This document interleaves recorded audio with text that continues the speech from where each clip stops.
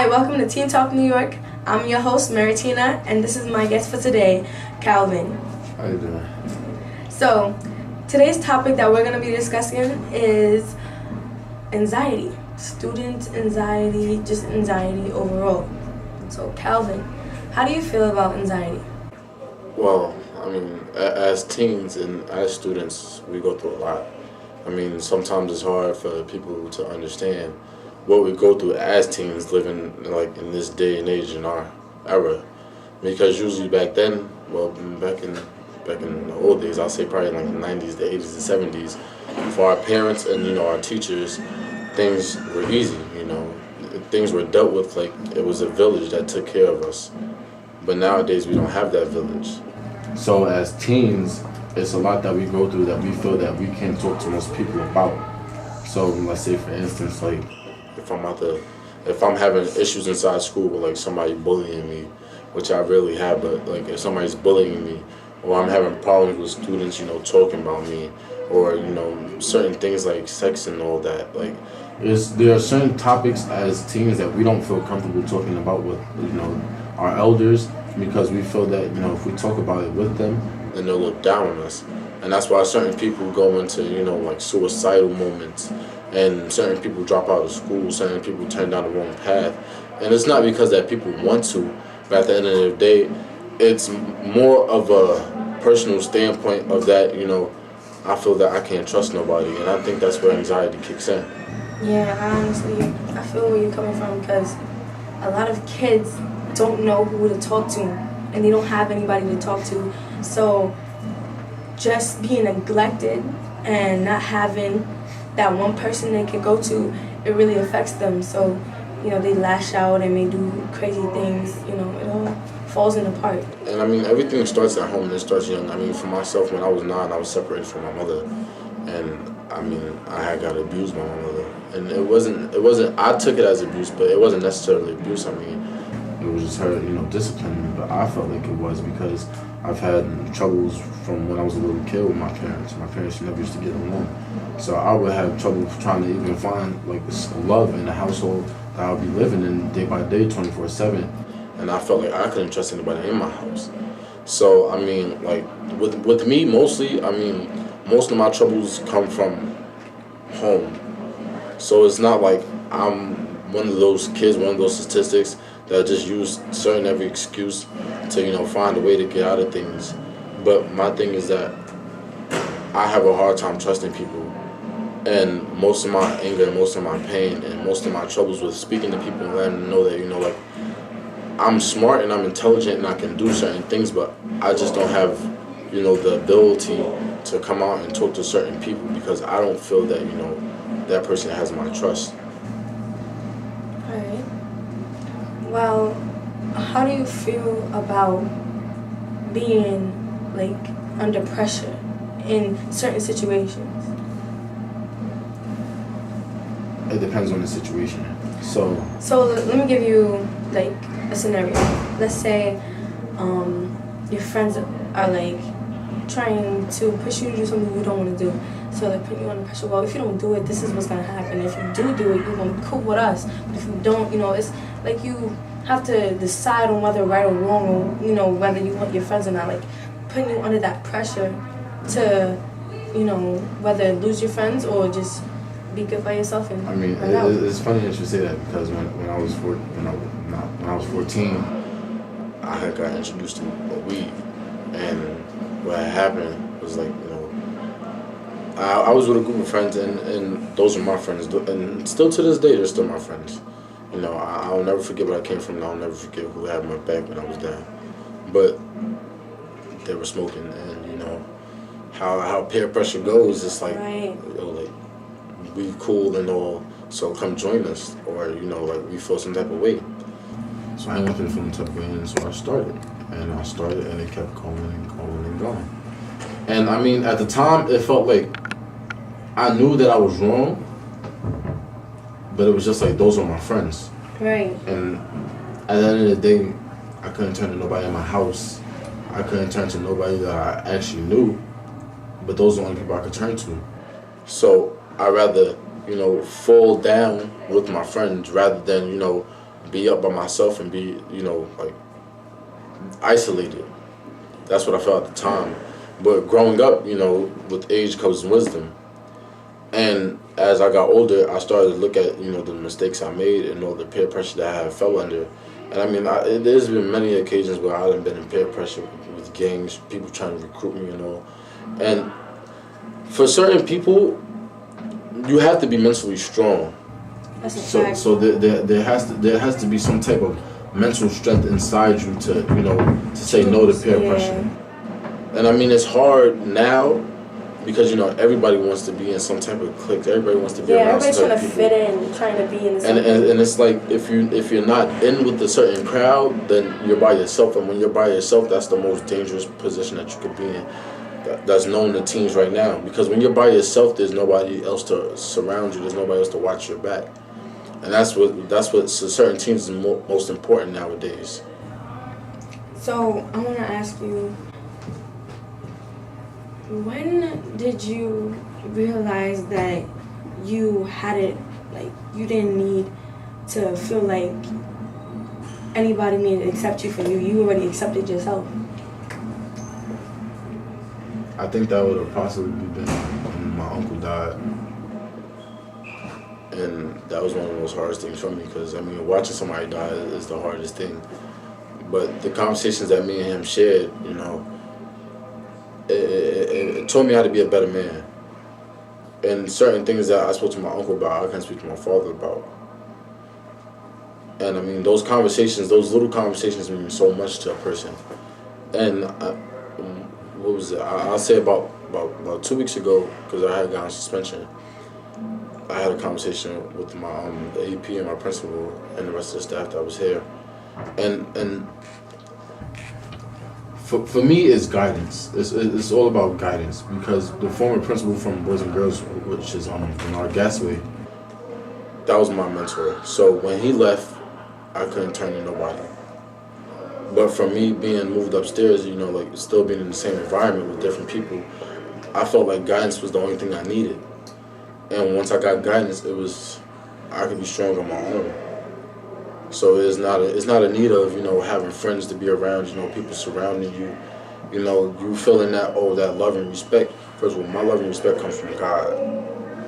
So I tend not to need anybody, even though I want people around. Everybody likes to have friends, but my love comes from God. So at the end of the day, I know that even if I don't have a friend physically, I know I have a friend spiritually. So I feel that everything that I can encounter, I still have that friend upstairs that'll always hold me down no matter what.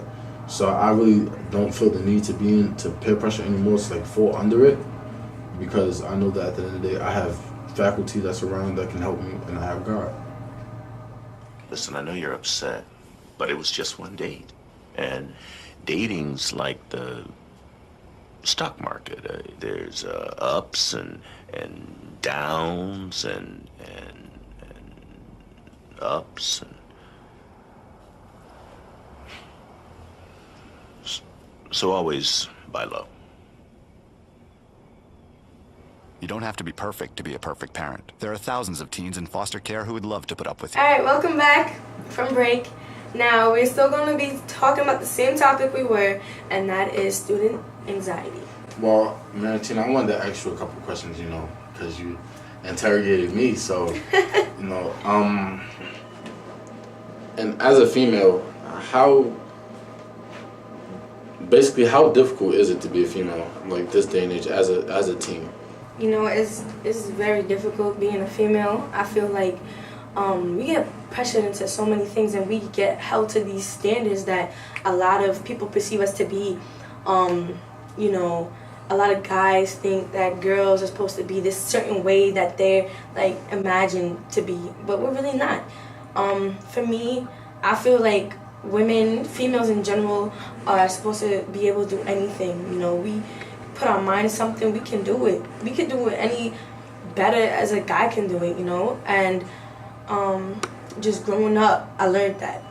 My father was very abusive. My father, he would be very strong-minded, and he would try to raise me as a woman, but as a guy as well. So he would raise me to have a guy mindset, but also carry myself as a woman. But growing up, I had, my aunts around and, my uncles and cousins, all of that. So I would talk to them and they would, tell me how this is what's up, this is what's going to happen if you do this. Basically just the consequences of your actions. I think, being a female is very hard because we don't have the same things as a guy has. We don't have the same opportunity as a guy has. Especially being biracial, some people, oh, you're black and Hispanic, is like, oh, this and that. It's just kind of, it just falls into another category. Everybody's categorized as something. So are women, so yeah. And with the adversity that you face as a female, how do you overcome it? Like, are you able to face your obstacles, and what do you tell other females that that go through certain situations as you? How do you tell them to face that adversity? How do you tell them to be strong? It's all in the power of the mind, because mind is over body. If you have a strong mind, you can just do anything. As long as your mindset is strong, you can do anything. As long as you think positive and know what you want in life and you don't let others affect you. You can't let the outside world affect inside here, because a lot of kids get that all mixed up. And a lot of females that go through a lot, let that outside affect them. I can tell you I'm mentally strong, because the things I've been through is really crazy. You would be surprised to actually know that, my mother, she's not mentally strong. My mother, she's been on a few things, my father, he has been as well. My father is a drunk, he's an alcoholic.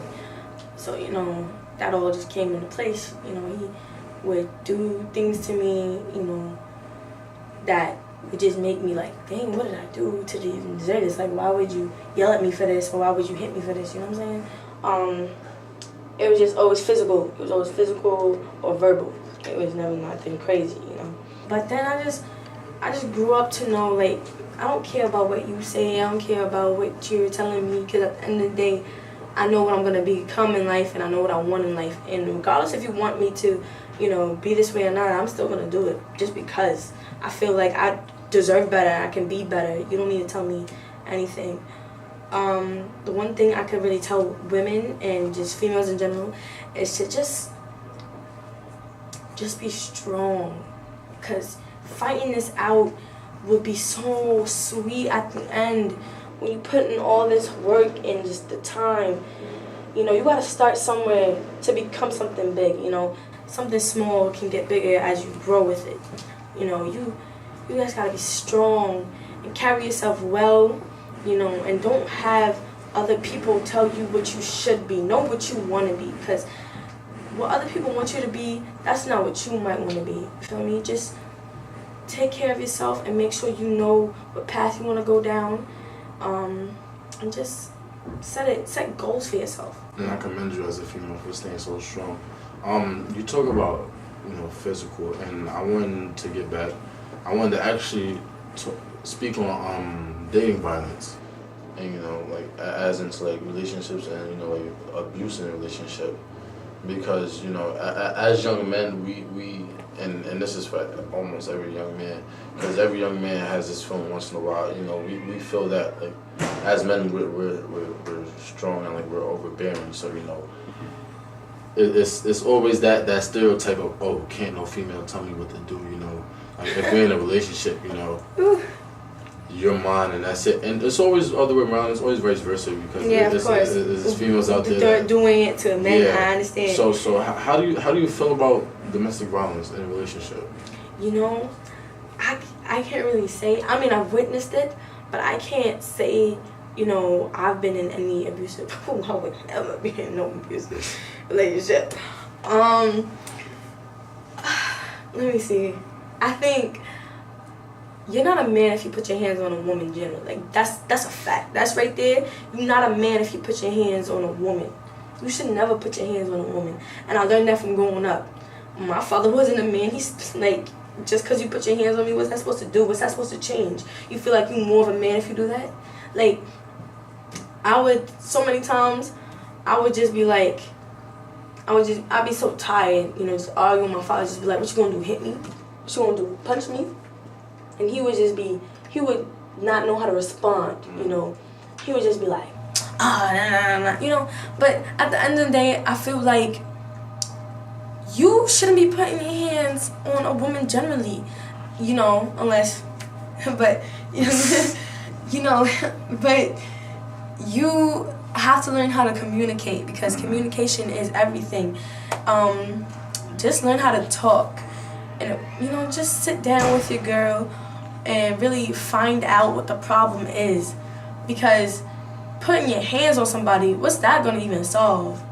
You know, I feel that there's, sorry to cut you off, but I feel that there's an undefined line of mutual respect in a relationship that certain people shouldn't cross. You know, that anyone shouldn't cross. You know, I mean, and there's different types of, you know, dating violence. There's cyber violence, you know, as to, like, you know, Facebook, Instagram, you know, phone passwords and everything. And then there's verbal, you know, putting someone down, telling them they ain't nothing, that they're not going to be nothing, that they ain't worth nothing. And then, you know, there's physical. For me, mostly, and I'll be honest with this, I've been in that type of relationship where I've had to defend myself before, and it's no like, and I don't say that I've been justified for hitting a woman in her arm, but it's been points where I've been come at with weapons, and it's been for me from the outside looking in, because I always told myself that I would never be my father, and I would never put my hands on a female. You know, and that's just me, and I don't like the whole, like, you know, hitting thing. If you're in a relationship, for one thing, and that's, you know, make each other happy and have a good time. You know, not to cut you off, but that's not also what a relationship is. That's not what it is. When you're in a relationship, I feel like there's a bond. You guys are in sync. You know, there's a reason why you're together. You know, it is for happiness. You know, it's not really just for fun, but it's just to really have somebody that you can actually say, yo, this is my companion right here. You know, I believe in all of that. I just think that being in a relationship, you're finally about to just say, yo, this is my person that I'm about to be serious with real quick, you know what I'm saying? Then later on, I'm going to marry this person. So I feel, but in our day, it's people tend to rush into things. That's why I say, you know, just relax for a while. You know, get to actually know the person before you get in depth. Yeah. Because once you get in depth, then, you know, like, when you're able to find that person and say, you know, like, that's my rock, that's my ride or die, that's my girl. You know, like, that's my companion. That's someone I feel like I can see myself with in, you know, like, the next 5 to 10, 15, 20, so on and so forth. But as of this day right now, we don't take the time to actually get to know people, you know. Yes. And with social network and everything and all the new technology, there's no type of communication at all. Really? And, you know, people feel that, like, you know, like, certain relationships fail because people don't want to see each other. I mean, yeah, you can FaceTime, you can Skype, you can Google, whatever. But at the end of the day, you know, relationships are built on face-to-face connections. Yes. Relationships are built on, you know, understanding where one person is coming from, what one person does. It's not like, oh, I meet you one day and then we just jump into a relationship the next day. Yeah. I mean, certain things like that don't work. Certain relationships like that do. But at the end of the day, it depends on how well you know a person. And it depends on, you know, who you are. Yeah. But, you know, let's wrap this up. This conversation was great. I love this topic and I love talking to you. I'm really glad to have you on this show. Thank you for letting me on the show. Anytime. But to wrap this up, guys, and just some final thoughts, just don't fall under peer pressure. Don't fall under any circumstances whether you feel like you're going to be weak. Always have a strong mindset. And be able to love yourself. Of course. Because if you don't love yourself, nobody else will. Alright. Well, that's it. I'm your host, Marritina, and this is Teen Talk New York. You guys have a good one.